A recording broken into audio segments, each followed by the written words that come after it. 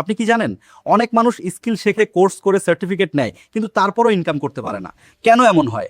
আজকে আমি আপনাকে বলবো সেই 5টা আসল কারণ যার জন্য 90% মানুষ স্কিল থাকা সত্ত্বেও আর্নিং করতে পারে না। প্রথম কারণ, প্র্যাকটিস না করা। অনেকে শুধু ভিডিও দেখে, কোর্স শেষ করে, কিন্তু রিয়েল প্রজেক্টে কাজ করে না। স্কিল শেখা আর স্কিল ব্যবহার করা দুটো আলাদা জিনিস। আপনি যত বেশি প্র্যাকটিস করবেন তত বেশি কনফিডেন্ট হবেন।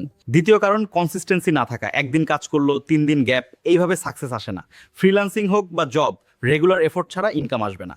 তৃতীয় কারণ, প্রপার গাইডলাইন না থাকা। অনেকে জানেই না কোথা থেকে শুরু করবে, কিভাবে ক্লায়েন্ট পাবে।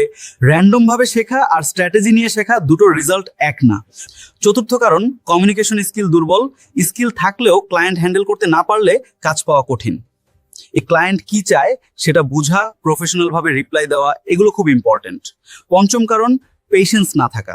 অনেকে 1 থেকে 2 মাস চেষ্টা করে রেজাল্ট না পেয়ে ছেড়ে দেয়, কিন্তু রিয়ালিটি হলো সাকসেস আসতে সময় লাগে। তাই স্কিল শিখলেই হবে না, সঠিকভাবে অ্যাপ্লাই করতে হবে। Consistency plus practice plus patience, এই 3টা থাকলে আপনিও ইনকাম করতে পারবেন।